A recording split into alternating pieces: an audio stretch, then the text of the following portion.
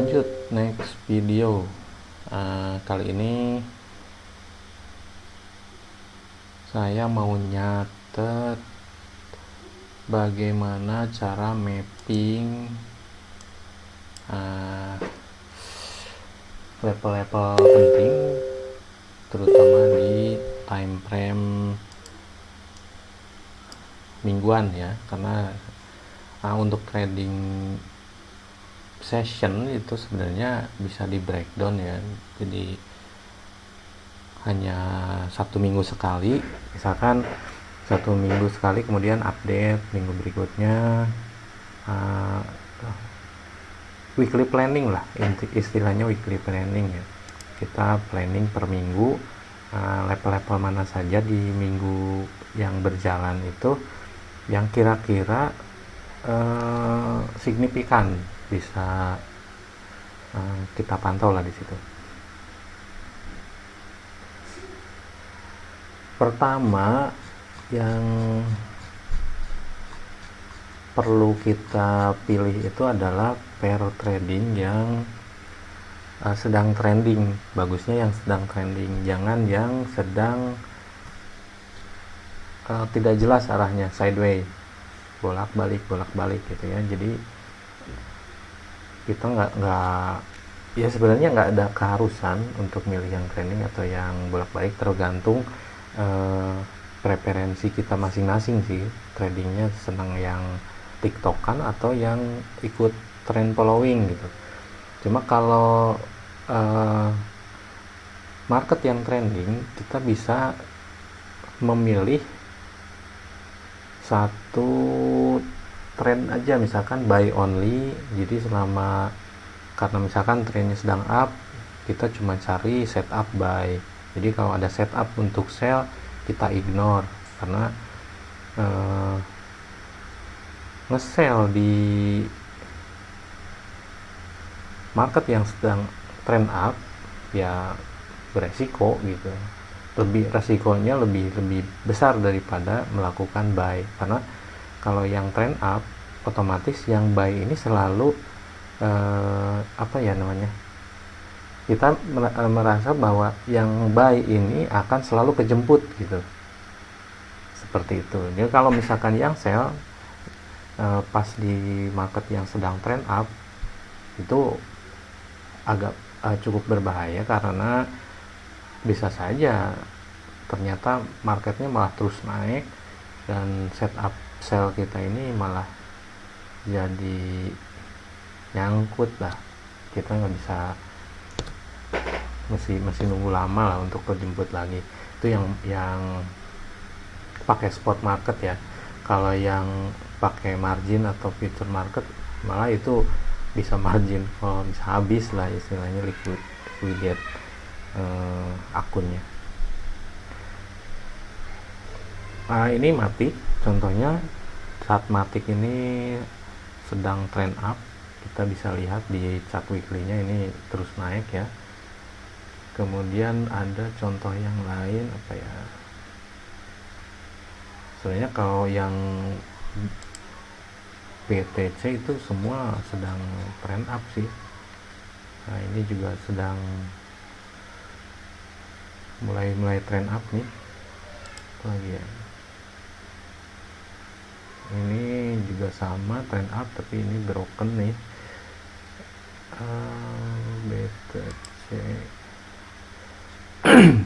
BTC juga sedang trend up, tapi ini 4 minggu ini sedang konsolidasi, ini sideways ya.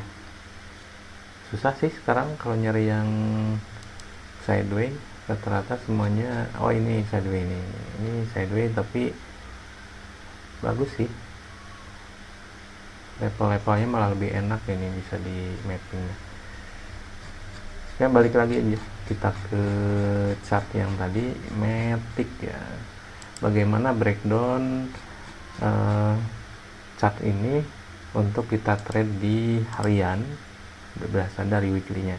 Pertama kita cari area yang dekat dengan pergerakan harga saat ini. Ini adalah chart weekly.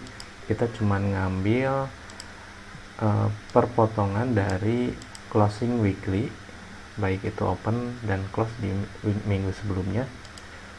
Kemudian yang ini sama satu, ini juga, ini juga.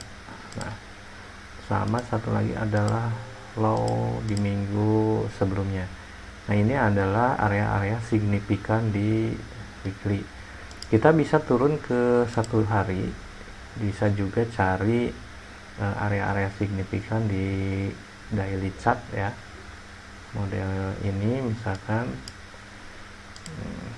nah ini kita bedain warnanya. Hari itu hijau harusnya, tapi gantilah merah nggak apa-apa. Oke, sama satu lagi di sini atas ini, oh bukan ini, ini nih, bisa sih di sini juga. Oke, ini sama ini, sama ini, sama satu lagi yang ini. Nah, ini adalah level-level harga di daily yang merah, yang hijau itu yang weekly. Udah gitu tinggal turunin ke time frame 5 menit atau 1 menit, dimana kita nanti cari setup di sini gitu. Nah, ini seperti ini. Premis itu apa ya, aturannya lah. Jadi kita trade itu selalu dalam rank. Jadi kalau yang signifikan itu adalah rank mingguan. Jadi rank mingguan itu yang ini ya. Ini karena ada di dalam rank yang hijau-hijau. Nah, ini yang sebentar, ganti dulu warna hitam biar jelas. Nah, ini adalah rank di yang saya perhatikan saat ini, dari sini ke sini. Jadi maksudnya apa? Maksudnya adalah saya akan cari setup ketika harga mendekati area-area tersebut. Nah, ketika area ini harga ini mendekati area sini, area ini, nah saya akan cari setup. Biasanya kalau misalkan area ini didatengin pertama kali, ya dia suka mantul.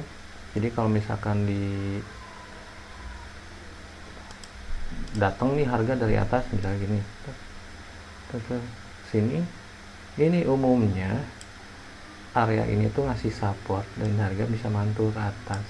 Ini kalau buat scalping udah cukup sebenarnya, buy di sini, target ke sini, atau bisa ke atasnya, atau bisa dari sini. Contohnya ini harga datang tadi ke sini dan ini ngasih resistan yang cukup kuat dan harga mantul ke bawah ini. Seperti itu. Nah, ini adalah level harian nih, 163024 dan 169553. Ini juga ngasih support yang lumayan nih di sini. Dan mungkin ini ketika nyampe sini juga ngasih support untuk turun ke bawah. Who knows? Tapi setidaknya dengan framework seperti ini kita bisa menentukan area-area mana yang perlu kita monitor. Jangan sampai entry buy atau sell-nya di tengah-tengah gini gitu. Di samping risk reward-nya jelek, nah kita juga kadang tidak bisa menentukan arahnya sebenarnya mau kemana sih gitu. Kalau misalkan entry-nya di area-area yang signifikan seperti ini, kita bisa ngatur misal long position di sini, stop loss-nya kurang lebih di sini misalkan pucuk ini, oke, seperti ini. Nah, ini risk rewardnya agak lumayan, 1:2 kan, 1:2 untuk ke level daily yang 163024. Nah, begitu juga yang dari atas, ketika kita nyari sell di sini, risk rewardnya lumayan gitu. Di sini juga bisa, cuman kalau ini agak riskan, karena ini tuh ada posisi supportnya di sini. Walaupun ini daily, tapi kurang recommended untuk trade dari sini ke sini gitu. Ini ada kemungkinan di sini reject lagi untuk ke bawah.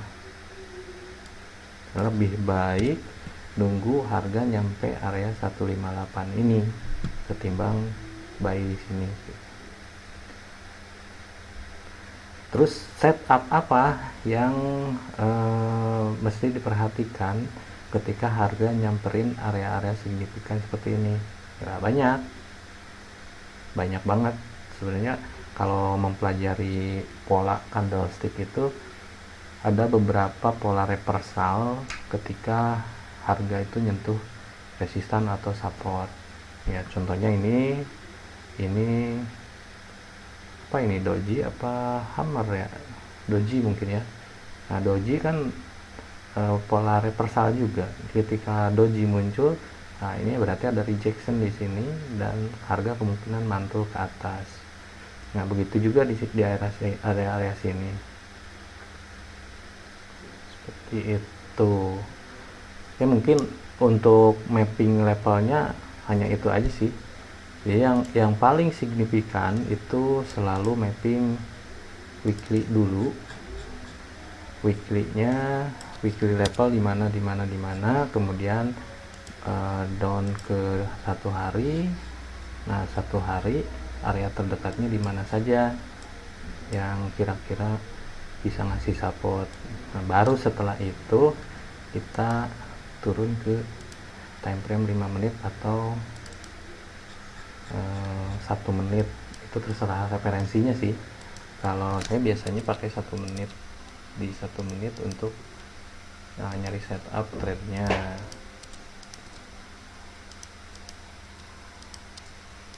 Kalau misalkan harga belum nyampe area ini, ya mendingan nonton dulu atau cari setup lain di pair yang lain. Kurang lebih seperti itu.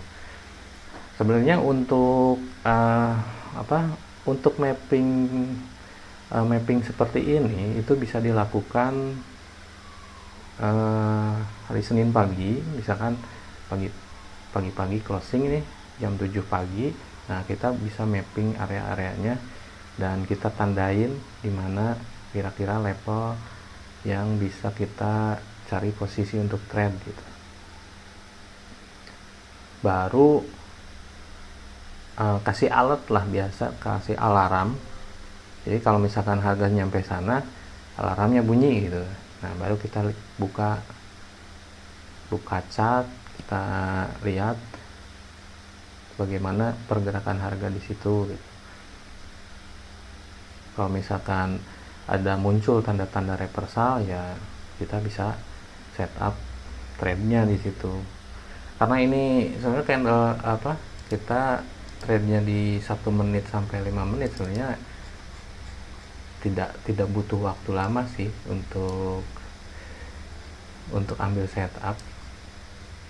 Ya paling biasanya setengah jam lah sampai 1 jam selesai harusnya.